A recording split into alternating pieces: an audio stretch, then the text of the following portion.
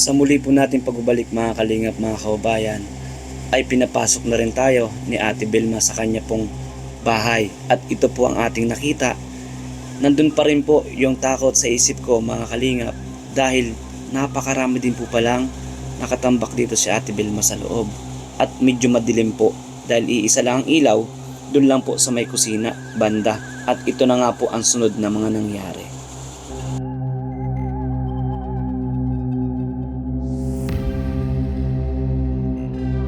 Ito na. Diyos ko po. Diyos ko po. Kaya hindi po mawala sa isip ko ang takot, dahil baka dito po ay may mga nakatira din na ahas hanggang sa may kusina po ni ate.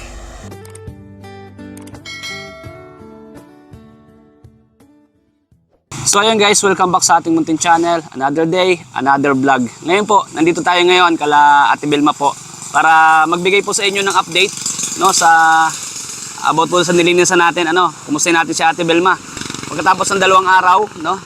So kumustahin natin, po. So pansin nyo, malinis na po yung area, Ate Belma! Uy, si Ate Belma po, andito pala. Ano po? Naglagay na po. Kumusta po kayo? Andito. Ayos naman ah. Ayos na po. Oo. May kuryente na. Pumunta nga ako sa kusina kahapon. Di ba holiday po kahapon? Ay, kahit holiday eh. Basta pala may ganyan ka dun. Basta may May pambayad ka. pambayad. Oo. Mabuti po na may pera kayo. Akala ko kasi Monday pa. Kasi nangutang nga ako. Nangutang po kayo?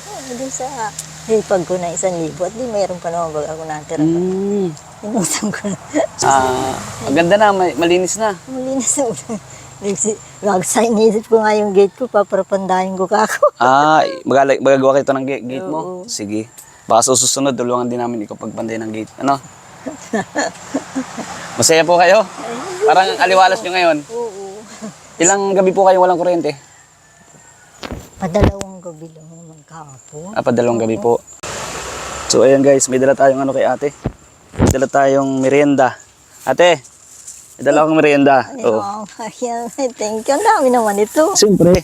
Hanggang bukas. Hanggang bukas mo yan. O ito pa. Alam ko talaga. Alam na alam ang brand ko. Makikook talaga ako. Gusto niyo po yan? Yung may minakukutib-kutib kayo, tuwing tuwing nagugutom kayo. Okay lang po pumasok? Oo ba? Sige, pasok po tayo. O ayan ate, pangulam mo ha. Ayan, sige. May bigas ka pa naman? Meron pa. So ayan po mga kabayan, mga kalingap. May masitas na po si ate. Nilagyan ko na nga tayo yung parang walang kaano-ano naman pag walang ano. Ito po, hindi pa na Hindi pa. wala pa pong tubig. Oo, Saan po ba kayo kumukuha ng tubig, Ate sa Belma? bubon. Saan po bubon? Doon, ang layo. Dito rin po sa loob ng mo? Doon sa dulo pa. Sa loob ng area namin. Saan po kayo dumadaan? Doon sa kusina. Sa likod po ng bahay. Sa likod. Masukal din po doon. Sinsya ka na. Walang Sukal din magagawa. po. Ganito lang ang buhay Opo. ko. Sulo kaya. May sounds kayo sa loob. May kasama kayo? Radyo. Radyo. Yun po. Yan ang libangan ko. Libangan nyo. So, ito po yung kapaligiran ni nanay. Yung nililisan namin nakaraan. Nakita na ang buong kaluluwa ko. Ano po? Nakita na ang buong Malinis na kaluluwa. po. Kita na po yung Buong kaluluwa. buong kaluluwa nyo po. Yung buhay ko. Sige, pasok po ako. Sige. O ayan po, may halaman Dito na. Ang dami nyo ng halaman. Ay, nagtanim nga ako. Ang galing, di ba, guys? Ayan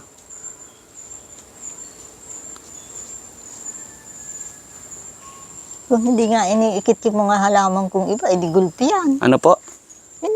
Kung hindi po iniikit. Oo. So ayan guys, pasok na tayo. Lalo na Hindi pa po nalilinisan ni ate kasi ang pag-igib pala ng tubig ay sa balon pa rin. Balong. Wala nga. Sana ito, huwag mo na tambakan ha. Oo. Oh. Pinasok ko lang ang baka. Opo. Hindi nyo natambakan to ate? Hindi na. Ayoko na. Ayaw nyo na po. Tama na. Bakit po? Ang hirap naman. Natakot din po kayo. Oo, yun pa. Maraming tambak. Okay lang po ba i-tour nyo ako sa bahay nyo? Ay. Sige daw po. Kada pasok dito sa lubong, ang dami kong tambak na. Mga damit naman kasi. Mga Opo. damit ko. Sige daw po. Mm. Tagit ng ilawan ko ng isang camera ko guys. Ay, Diyos ko po. Napanood nga ni Hipag ko kahapon. Saan po kayo natutulog, ate? Dito. Dito po. O dyan po yung nakita nyo po na yan. Dyan lang po si ate bumabaluktot. Okay lang po yan, ate. Ano ba yan? At least po totoo po tayong tao. Sabagay. Di ba po? Ayan po. Yan ang katotohanan. Opo, yan po yung katotohanan. Dalawa po palang kwarto, ano? At din sa mother ko yan, nung buhay pa siya. Opo. So may ilaw din po kayo doon sa loob. Meron sana nga lahat. Yan gumagana. Kaya lang sa tagal ng panahon ng mga switch, hindi na function. Hindi ko na inano. Kuha na lang yan. Puro jumping na lang. Okay lang po ba makapasok ako? Paano ba makakapasok? Bahala ka. Oh, sige po. Thank you po. Ay, ano po ito? Guys, ito. Napasok po ako. Aray ko. Ayan, sige po. O ayan, nakapasok po tayo kay nanay. Tabi-tabi po. Pangit ng pangit. Yan. Maigi. Oh, ito na. Diyos ko po. Diyos ko po. Mas marami po pala dito sa loob. Opo. Dito po kayo nagluluto. Oo, doon. Doon po. Ano po yung mga cabinet? Ito kaya, doon sa father ko kaya ito. Sa father ba pa Ito po? sa father ko rin ito. Kay nanay pa yung... Opo. Tapos ito po yung likod. Ito yung ano nyo, parang kitchen po, ano? Yan. Andun po yung lutuan ni nanay.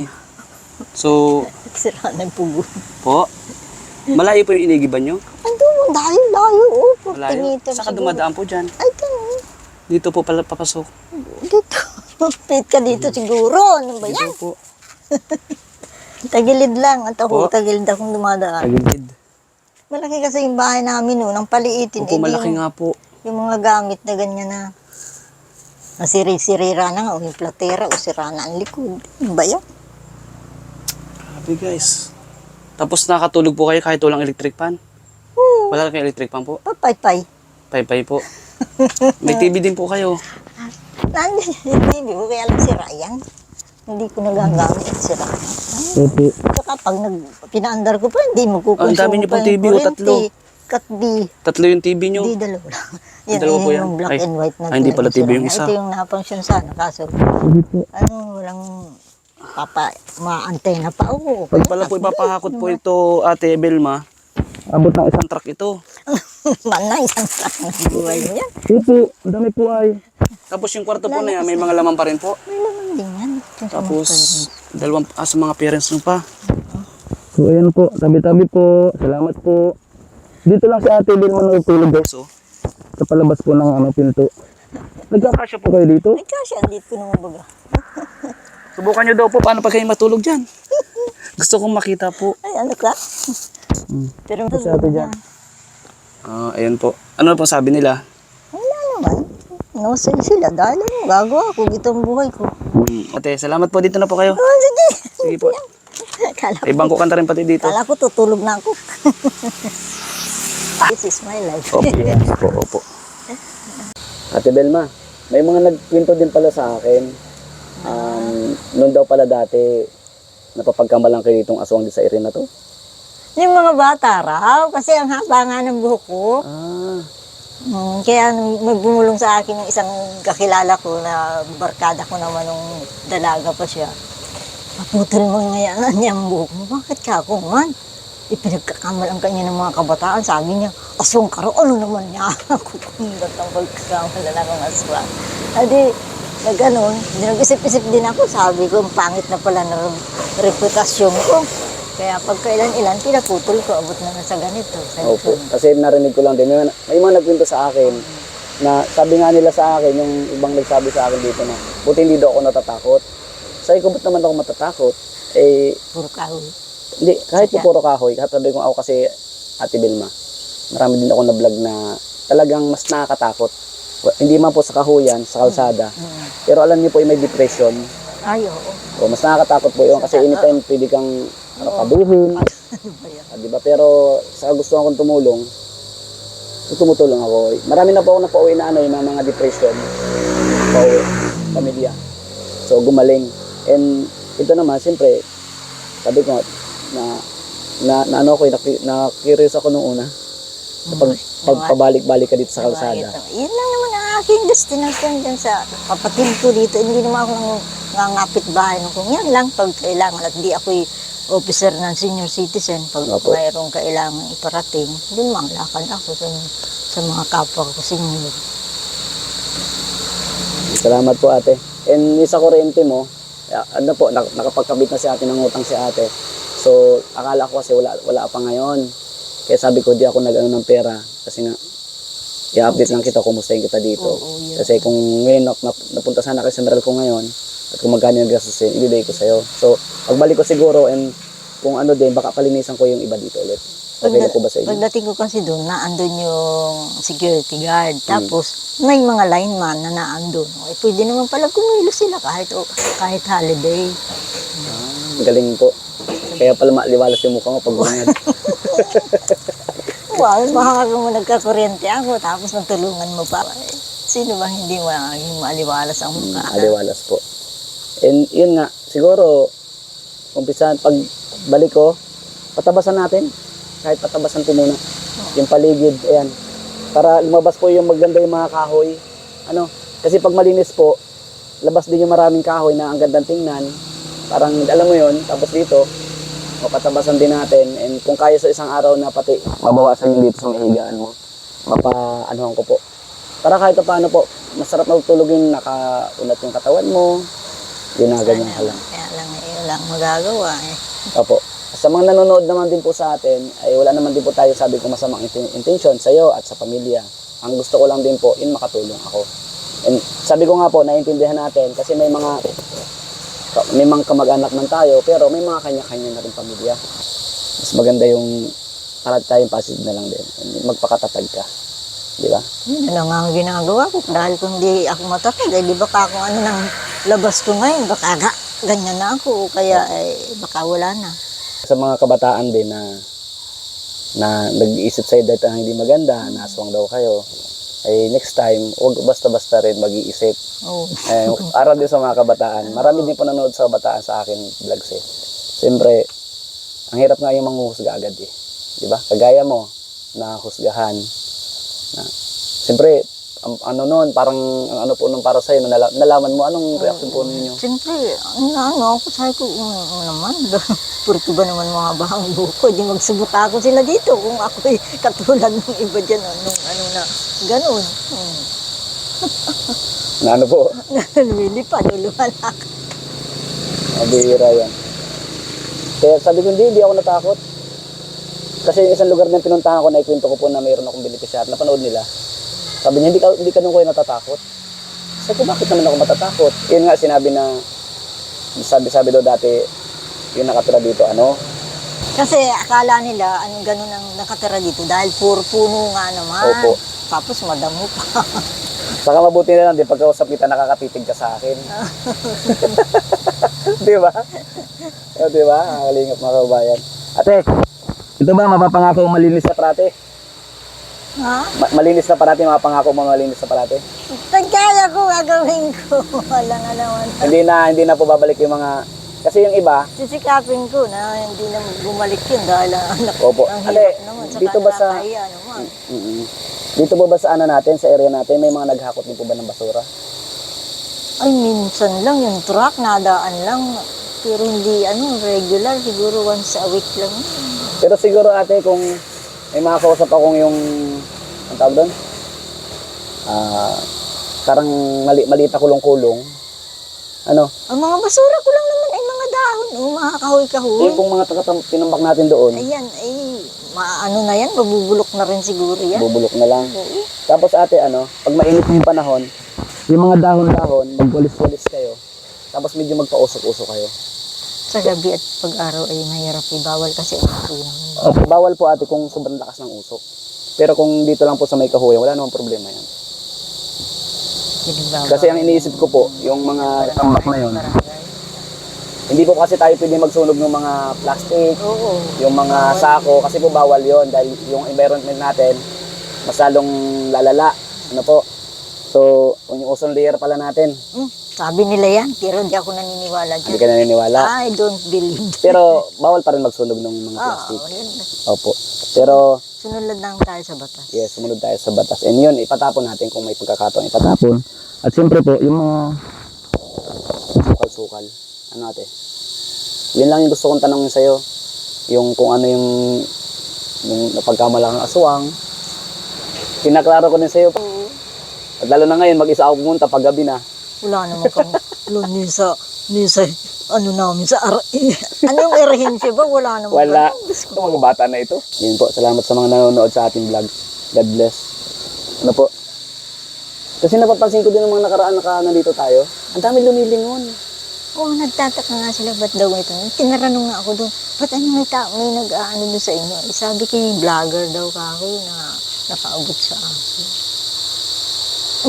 Tapos kahapon, kanina lang, nasaan na niya yung vlogger mo, di na bumalik. Ay sabi ko, babalik yun, may pupuntahan lang kako. Sabi, mapa Manila daw kako siya. Hindi pa po. Tagal pa mga Manila. Kumbaga, kala ko kasi magpapanila pero hindi pa. Kasi nga, may mission pa din ako. Kagaya nito. Sabi ko baka po sa susunod na araw, magpala naman ako kahit dalawa dito na magtatabas. Para malinisan na po yung area mo. And sabi ko kung kaya na bawasan doon sa may kahit higaan muna. Unti-unti po baga. Kasi hindi naman mabibigla yan eh. Hindi mabibigla. Sa sobrang dami po. Diba?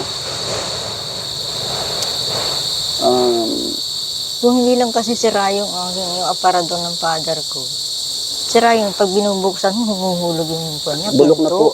Hindi bulok. Talagang medyo parang may nawala dun sa, sa may pinto. Opo. Pag bubukas na ganyan, biglang humuhulog. Takot-takot, humahulugan ng pako. Kaya nga po, baka maano pa kayo. Diyos ko po, Yung po, pipili yun, na pag, di ba, mapayos ng bahagi, tapos pagpasok doon, yung cabinet, medyo siguro isa lansan sa may bandang gilid na sama sila. Para mayroong campus na daan po, papunta po ng... Pit na kasi hindi naman pwede igaganon mo, Pit. Baka po magawa ng paraan pag may kasama ako na ano. At saka paluwagin po natin yung natin, yung higaan mo po. Pinaliit kasi ito. Yung ibang namin na doon sa kapatid ko, yung round table namin, Nara, inano na ni Mama, huwag mo naman yung kay kuya mo, at 2 feet na tayo dito. Opo.